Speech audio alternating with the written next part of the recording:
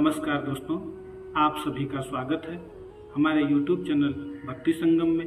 दोस्तों, मैं अभिषेक सिंह बहुत बहुत स्वागत करता हूं। आज मैं लेकर आया हूं भगवान शिव की विभिन्न कथाओं का वर्णन जो शिव पुराण में मिलते हैं। उन्हीं में से एक कथा है समुद्र मंथन की कथा। तो चलिए कथा में आगे बढ़ते हैं। एक बार की बात है, शिव जी के दर्शन के लिए दुर्वासा ऋषि अपने शिष्यों के साथ कैलाश जा रहे थे। मार्ग में उन्हें देवराज इंद्र मिले। इंद्र ने दुर्वासा ऋषि और उनके शिष्यों को भक्तिपूर्वक प्रणाम किया। तब दुर्वासा ने इंद्र को आशीर्वाद देकर विष्णु भगवान का पारिजात पुष्प प्रदान किया। इंद्रासन के गर्भ में चूर इंद्र ने उस पुष्प को अपने हाथी के मस्तक पर रख दिया। उस पुष्प का स्पर्श होते ही हाथी सहसा विष्णु भगवान के समान तेजस्वी हो गया। उसने इंद्र का परित्याग कर दिया और उस दिव्य पुष्प को कुचलते हुए वन की ओर चला गया। इंद्र द्वारा भगवान विष्णु के पुष्प का तिरस्कार होते देखकर दुर्वासा ऋषि के क्रोध की सीमा न रही। उन्होंने देवराज इंद्र को श्री लक्ष्मी से हीन हो जाने का श्राप दे दिया।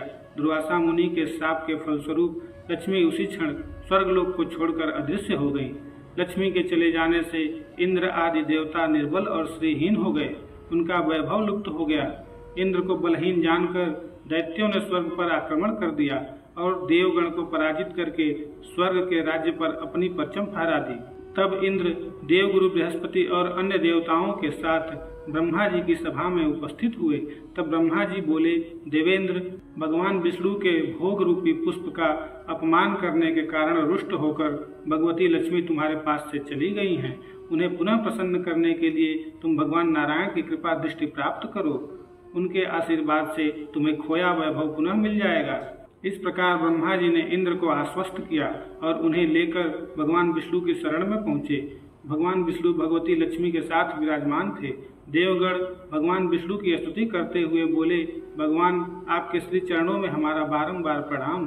भगवान, हम सब जिस उद्देश्य से आपकी शरण में आए हैं, कृपा करके आप उसे पूरा कीजिए। दुर्वासा ऋषि के शाप के कारण माता लक्ष्मी हमसे रुष्ट हो गई हैं और दैत्यों ने हमें पराजित कर स्वर्ग पर अधिकार कर लिया है।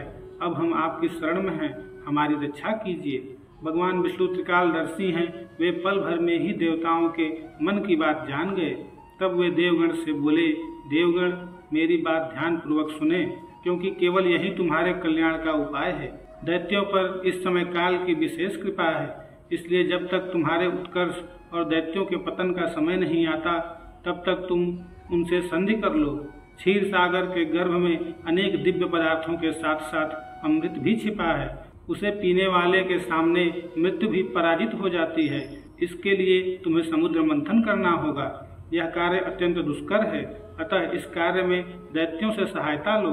कूटनीति भी यही कहती है कि आवश्यकता पड़ने पर शत्रुओं को भी मित्र बना लेना चाहिए। तत्पश्चात अमृत पीकर अमर हो जाओ, तब दुष्ट दैत्य भी तुम्हारा अहित नहीं कर सकेंगे। देवगण वे जो शर्त रखें उसे स्वीकार कर लें। यह बात याद रखें कि शांति से सभी कार्य बन जाते हैं, क्रोध करने से कुछ नहीं होता। भगवान विष्णु के परामर्श के अनुसार इंद्रादि देवगण दैत्यराज बलि के पास संधि का प्रस्ताव लेकर गए और उन्हें अमृत के बारे में बताकर समुद्र मंथन के लिए तैयार कर लिया। समुद्र मंथन के लिए समुद्र में मंदराचल पर्वत को स्थापित कर वासुकी नाग को रस्सी बनाया गया।